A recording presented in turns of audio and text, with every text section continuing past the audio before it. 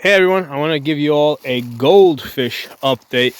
If you guys haven't seen the prior videos I've done on this, I've suggested goldfish as a shit hit the fan food source. And the reason for this is that the goldfish that you buy in the pet store for like 30 cents a fish, well, those little like 1 inch fish will grow up to almost 12 inches. Okay. And they are the toughest fish out there. They can live in very low oxygen water, like this 4,000 gallon pond that I have here. They can live through the winter when the pond freezes over.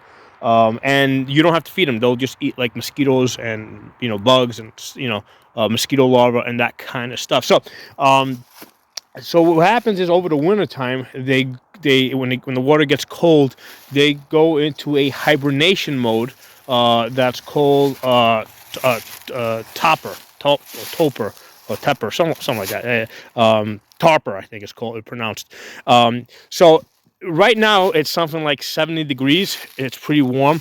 But at night the temperature falls like into like the low 40s. Okay.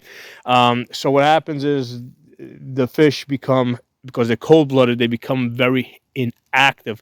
So the interesting bit of news that I have for you guys that are interested in raising goldfish as a shit hit the fan food stockpile is that if it's cold at night, like in the 40s, and then it warms up in the daytime, the fish still seem to be in hibernation mode. Okay, because I have not seen any goldfish swimming around. Okay, I know they're down there somewhere, about 2.5 feet down, and even the rosy reds. Okay, because I've got something like 120 goldfish in here, and like another 120 rosy reds. The rosy reds swim like near the surface, so I can always see them. Right, they'll swim in the school across the surface. I have not seen any of them. So even the rosy reds are in this torpor mode, this hibernation mode, like towards the bottom where the water is warmer, right?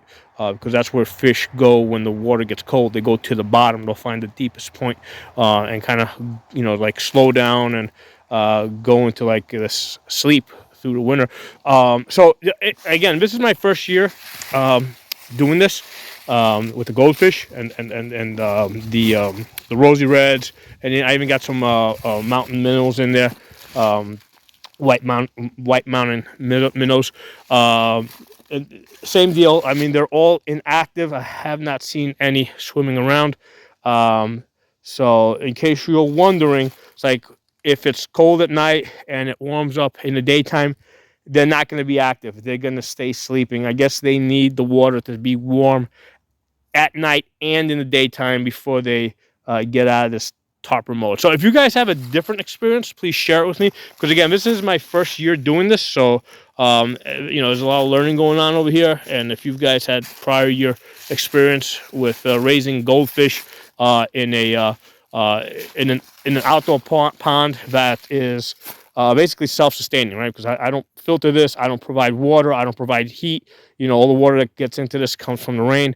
And these goldfish have been in here already for at least 8 months, and they've actually bred. I've seen baby goldfish, so they are surviving in this, right? They are surviving in this natural, no maintenance. Hey, one more thing I want to mention.